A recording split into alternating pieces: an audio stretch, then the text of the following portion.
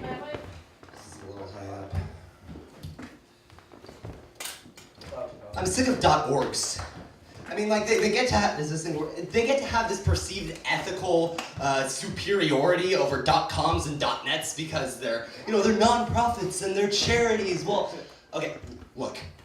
Charities are absolutely good from the perspective of the impact that they have on the quality of life on our planet. But when you look at it from a consumer's point of view, they're just businesses, and they sell a product. In fact, it's a product that you'd be hard-pressed to find anywhere else. What do charities sell to customers? Perceived self-morality. There's extensive research to back this up. When you contribute to the needy, the socioeconomically disadvantaged, whether it be through labor or monetary donation, you feel good, and you feel good about yourself. I mean, just imagine a world where that wasn't the case. Another $50 to wildlife conservation. I just have no self-control. I mean, that wouldn't happen. If that was the case, I mean, charity donations would plummet if people didn't get to feel like they're a good person when they donate. I mean, well, okay, I'm giving charities a bit of a hard time. I mean, they know this, they have to know this, and they want to do good, so they market accordingly. But sometimes the business parallels get to a worrying extent. Like, I mean, we're hearing all the time about major corruption within huge organizations, and profit motive, lying to the public so that, they can give 3 cents to kids in Africa and then, keep a buck. I mean, it's getting bad, but I sincerely hope that it doesn't get worse. Like we start seeing Bernie Madoff pyramid scams where every single investor down the line has to give more and more to lymphoma research. Crime syndicates start popping up there, and black markets are everywhere. You can be walking down the street and, hey buddy, hey, you want to help kids in Cambodia have clean water? Hey, $20 gives 20 gallons of 1 million people. They don't have, it's all contaminated. Hey, come here. I mean, it would be mayhem. But charities don't do one thing, and they don't do something, and this lack of that thing is very, very good. As far as I know, they're not as much vulnerable to what I like to call marketing department blunders. The name is self-explanatory. What were they thinking? Things that businesses and advertising companies do. Stuff like, the Ford Edsel, New Coke, a bunch of, all the major logo makeovers that just make it look way worse. We all know about the classic ones, but there's a worse one. A much worse one. Bed Bath & Beyond has a subsidiary retail chain called Buy Baby. Like, oh, buy our stuff. We want your money, just buy.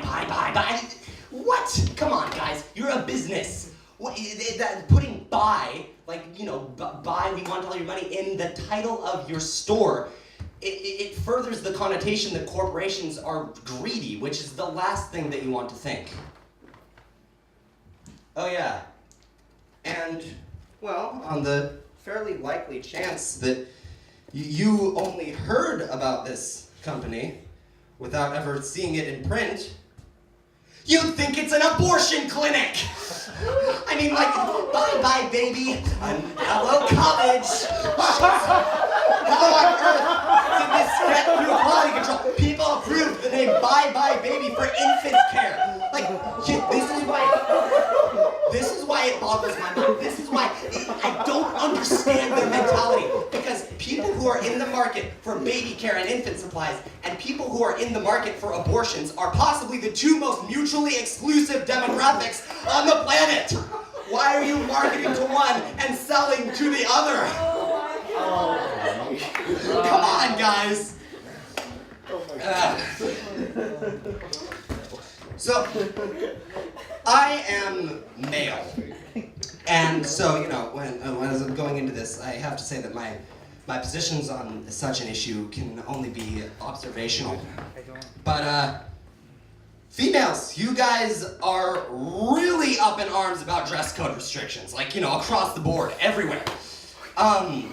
And to an extent, I get it, but they're talking about, you make it this huge political issue. I was watching this video a couple years ago. It's this, Lacey Green feminism video called Dress Code Sexism. And, Lacey Green just talking about a bunch of examples of dress codes being sexist towards women who just want to express themselves with what they wear. One of the examples was, at Staten Island High, girls were given detention for wearing shorts in sweltering hot weather in Staten Island, like in fall or whatever. And I was just sitting there thinking, okay, where's the sexism? So you mean to tell me that there were a bunch of guys in short shorts just waltzing around with no repercussions because it was 95 outside? There needs to be bias. There needs to be a discrepancy between how the genders are treated. But short shorts are nothing compared to leggings. Girls, you guys seem to think that leggings are absolutely essential to a functioning school environment. Let me ask you this. I get it. I'm sure they're very comfortable. But when you're 41 years old and reminiscing on those difficult and frustrating, very formative high school years, will you really just think, oh, geez, I really wish that I could have worn more leggings when I was in high school. Oh, man, I know that I shouldn't be bogged down by regret, but it just kills me to know that I could have worn them more. I could have tried. It's not that hard to follow. I don't get why people are dress coded. Well, no. Okay, that's not true. I totally get it. I'm completely sympathetic to the plight of a group of people who want to rebel against a system that they feel puts restrictions on them that don't take into consideration the needs of the populace. Absolutely, I'm all for it. You guys are just going about it all wrong. Individual demonstrations of protest are not particularly productive. You guys need to get organized. Consider for a second if you very simply just got in contact with every single female student at Monte Vista, and you all agreed on one day that you would all wear leggings to school. First of all, everyone would be on board. But second of all, what could anyone do about it? Let's face facts. Miss Gillen can't catch all of you. She goes, just go, everywhere. They would have to form a task force. It would be mayhem. They would run out of gray sweatpants.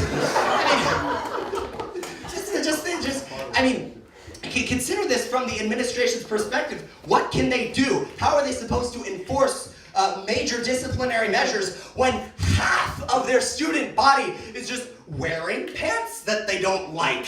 What are they going to do? Shut down school due to tight leg wear? It's like people who think that the school can see everything that we do on our iPads.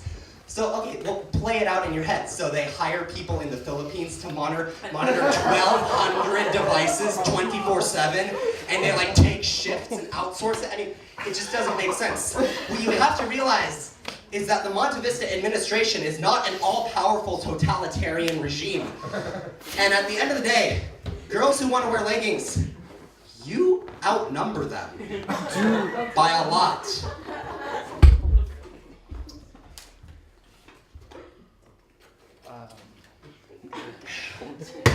I don't know.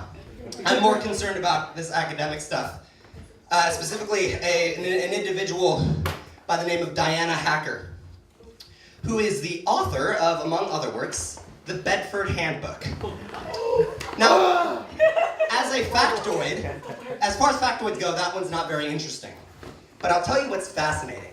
Google Diana Hacker, just Google her, and scroll through her bibliography, and you'll see rules for writers, the Bedford Handbook, a writer's reference, a Canadian writer's reference, writing in the disciplines, writing about literature.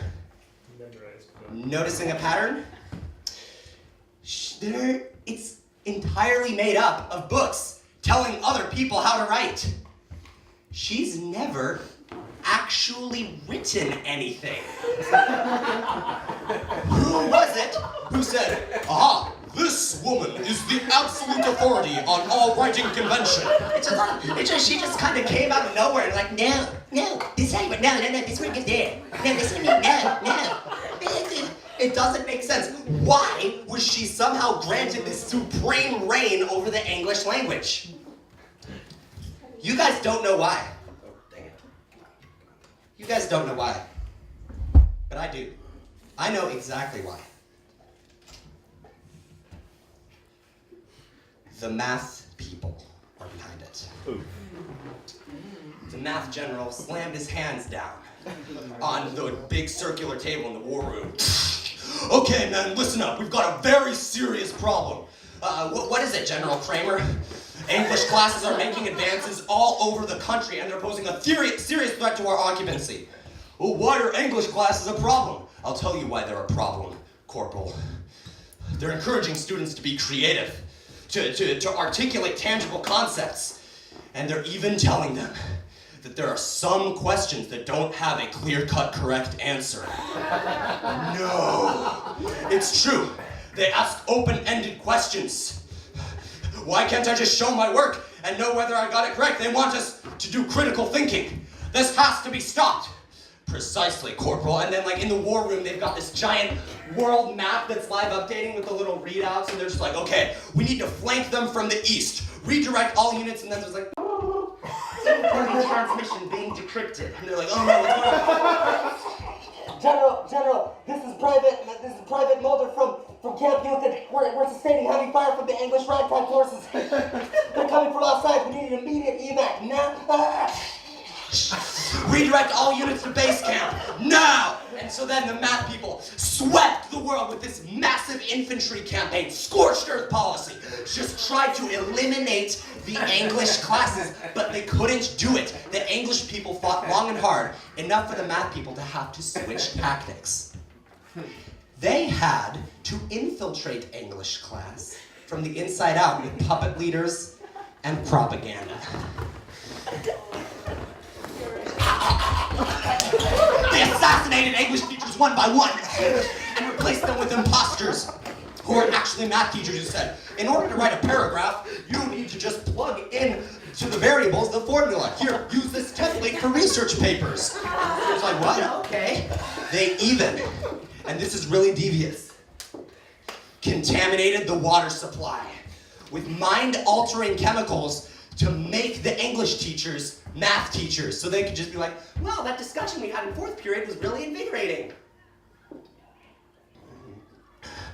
Their essays need to be in MLA format. They did everything that they could to brainwash society into assimilating into math culture. 27F, what is progressive form? I don't know. Oh, please, this one's a lost cause. Guys, take him away. What? No, you can't do this. What? No, I have a wife and kids. No, what are you doing? Where are you taking me? Get him out of here. But it all culminated in the math people's greatest creation, their masterpiece. What is your name? Diana Hacker. Please state your objective. Seize control of English curriculum. Now initiating sequence 1A, rules for writers. Good. And that was the beginning of the end. The books sold like hotcakes. They got everywhere, inside all the English classes, and soon enough, English was no more. It was just words that was math disguised as English. And that is how the math people took over language arts classes. Don't ask me how I know this, just accept it as fact. Thank you.